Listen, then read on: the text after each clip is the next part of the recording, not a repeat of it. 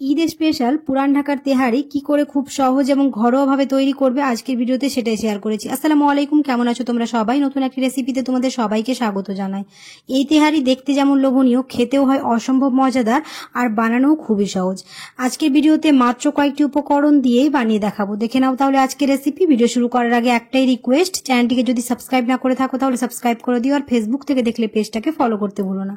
সামনেই তো ঈদ আসছে, এরকম করে তেহারি বানিয়ে পরিবার পরিজনদের যদি খাওয়ানো হয় তাহলে সবাই প্রশংসায় পঞ্চমুক্ত হবে, সাথে রেসিপিও জানতে চাই। তেহারি বানানোর জন্য আমি এখানে 2 কাপ পোলাওয়ের চাল নিয়েছি। চালটাকে খুব ভালো করে 2 থেকে 3 বার ধুয়ে নিয়ে স্টেনারে জল ঝরতে দিয়ে দিলাম।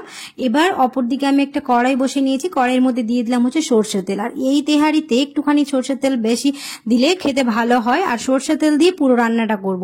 তারপর এখানে দিয়ে দিলাম পেঁয়াজ। আমি এখানে 3টে পেঁয়াজ ছোট করে কেটে রেখেছিলাম, সেটা দিয়ে খুব ভালো করে ভেজে নেব। তবে লাল লাল করে ভাজতে হবে না, একটুখানি পেঁয়াজটাকে নরম করে নিতে হবে।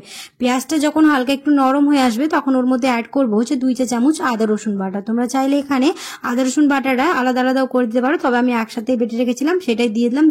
দিয়ে খুব ভালো করে মিশিয়ে নিয়ে 1 মিনিটের মতো ভেজে নেব। এখানে আমি তেহারি বানানোর জন্য 1 কেজি গরুর মাংস নিয়েছি, খুব ভালো করে ধুয়ে জল ঝরিয়ে নিয়েছি।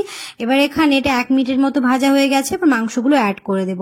মাংসগুলো দেওয়ার পরে আবার খুব ভালো করে সবকিছু মিশিয়ে নেব। খুব ভালো করে সবকিছু মিশিয়ে নেওয়ার পরে এবার এর মধ্যে অ্যাড করবো নুন। আমি এখানে 1 চা চামচ নুন দিয়েছি, তবে তোমরা এখানে পরিমাণ অনুযায়ী দেবে।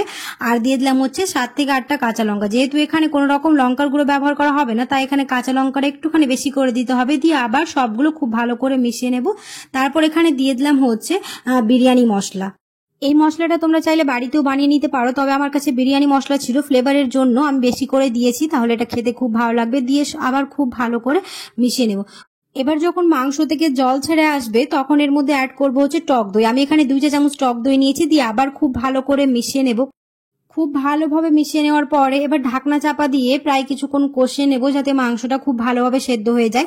প্রায় আমি এখানে 5 থেকে 6 মিনিট ঢাকনা চাপা দিয়ে রেখেছিলাম, আর এখানে দেখতে পাচ্ছ মাংস থেকে অনেকটাই জল বেরিয়ে এসছে। আবারও আমি খুব ভালো করে মিশিয়ে নেব, দিয়ে আবার কিছুক্ষণ এটাকে রেখে দেব, যাতে খুব ভালোভাবে মাংসটা সেদ্ধ হয়ে যায়। কিছুক্ষণ আমি এটাকে খুব ভালো করে কুক করে নিয়েছি, আর আমাদের এখানে মাংসটা একদম রেডি হয়ে গেছে। এবার আমি এটাকে একটা বোলে তুলে নেব। এই তেহারিতে মাংসটাকে একটুখানি ঢেকে ঢেকে এরকম মাঝখানে 1-2 বার নেড়ে এরকম সেদ্ধ করে নিতে হবে, তাহলে এটা খেতে ভালো লাগবে।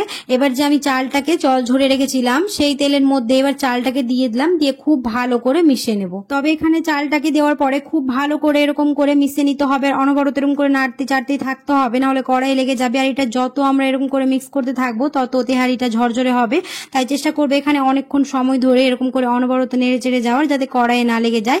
তো এখানে আমার খুব ভালোভাবে সবকিছু মিশানো হয়ে গেছে। প্রায় আমি 3 থেকে 4 মিনিট খুব ভালো করে আমি এটাকে মিশিয়ে নিয়েছি। এবার এর মধ্যে অ্যাড করবো জল। যেহেতু আমি 2 গ্লাস চাল দিয়েছিলাম, তা সেই অনুযায়ী আমি 4 গ্লাস এখানে জল দিয়ে দিলাম। দিয়ে আবার খুব ভালো করে মিশিয়ে নেব।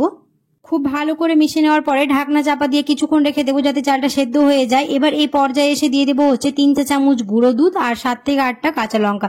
এই তেহারিতে কাঁচা লঙ্কা যত দেবো তত ফ্লেভারটা ভালো আসবে। দিয়ে খুব ভালো করে মিশিয়ে নিয়ে জলটা যখন হালকা শুকিয়ে আসবে তখন ওর মধ্যে এবার যে আমরা মাংসগুলো উঠিয়ে রেখেছিলাম সেই মাংসগুলো দিয়ে দেব। দিয়ে খুব ভালো করে মিশিয়ে নেওয়া প্রায় 10 থেকে 15 মিনিট এটাকে দমে দিয়ে দেব, তাহলে খুব ভালোভাবে আমাদের তেহারিটা রেডি হয়ে যাবে।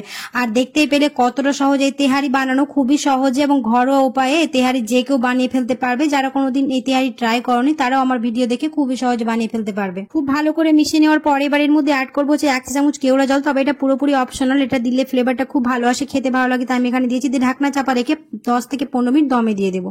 প্রায় 10 থেকে 15 মিনিট আমি রেখেছিলাম, আর খুব সুন্দরভাবে আমাদের ঝরঝরে তেহারি রেডি হয়ে গেছে। আর দেখতে পাচ্ছ কতটা লোভনীয় লাগছে। এই তেহারি বানানো এতটাই সহজ যে ঈদে এরকম করে সবাই বানিয়ে ফেলতে পারবে তেহারি। এবার আমি একটা থালাতে সার্ভ করে নিচ্ছি, আর দেখতে পাচ্ছ কতটা লোভনীয় লাগছে। এরকম করে তেহারি বানালে ছোট থেকে বড় সবাই খুবই পছন্দ করবে। আশা করছি আমার আজকের রেসিপি বুঝতে তোমাদের কোনো অসুবিধা হয়নি, আর আজকের রেসিপি তোমাদের ভালো লেগেছে। যদি ভালো লেগে থাকে তাহলে অবশ্যই একটা লাইক করে দিও, আর কমেন্টে জানাতে ভুলো না কেমন হয়েছে। তোমরা অনেকেই আছো ভিডিও দেখে চলে যাচ্ছ লাইক করো না, অবশ্যই লাইক করে দিও, আর ফ্রেন্ডস আর ফ্যামিলির সাথে বেশি বেশি করে ভিডিওটা শেয়ার করে দিও, কারণ তোমাদের একটা লাইক আমাকে অনেক মোটিভেট করে, আর ভিডিও বানাতেও ভালো লাগবে। তো অবশ্যই আমার পাশে থেকো। দেখা হবে খুব শিগগিরই পরের একটি নতুন রেসিপিতে। সবাই খুব ভালো থাকবে, সুস্থ থাকবে, সাবধানে থাকবে। আল্লাহ হাফেজ।